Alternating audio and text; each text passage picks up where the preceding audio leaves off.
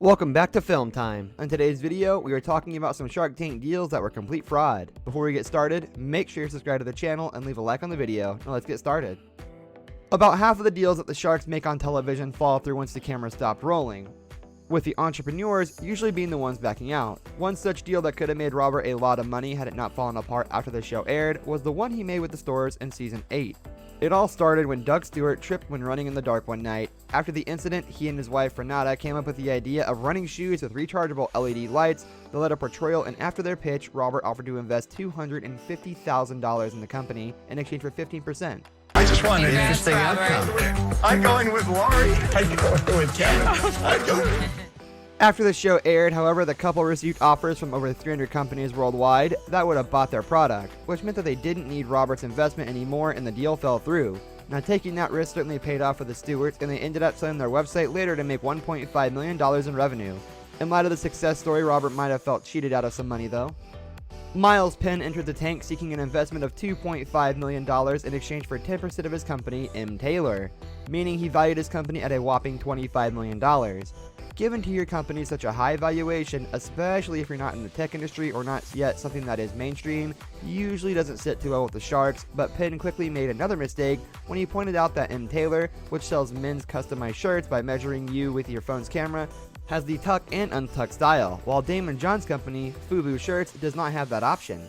You won't find tucked and untucked options at FUBU Shirts in stores. Wow. He just went there, Not a good way to start a pitch.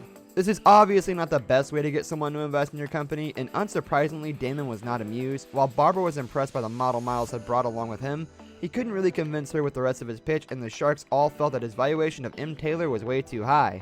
Miles still managed to get two offers, one by Damon and one by Kevin, but since they both went with a lower valuation, Miles decided not to take either of them, thinking his company was too successful already.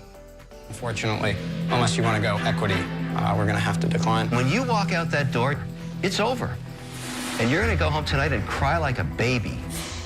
Ultimately, his attempt to rip off the sharks failed, and he just annoyed them with his arrogance. Yeah, will turn into a successful business. Some entrepreneurs others appear to have such clever ideas that it seems like things will just take care of themselves. However, even the seemingly best idea can turn out to be a failure, as the following example proved. After Alashi Nelson was turned away at the door of a club, feeling embarrassed in front of the girl that was with him, he started working on a plan so that no one, especially not himself, would ever have to experience a social snub like this again. In 2010, this idea had grown to be Easy VIP, a booking service for clubs that would guarantee a table, no questions asked. Asking for $150,000 for 15% of his company, he told the sharks that his website, anyone could easily book a VIP table, admission tickets, or bottle service in advance.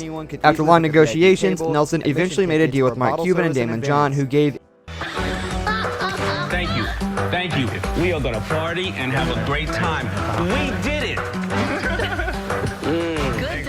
the celebrity investors even get Cuban American rapper Pitbull to agree to be the face of the company, but Easy VIP still turned out to be a failure. The company's official website is down, and the Facebook and Twitter accounts have not been updated since December 2014.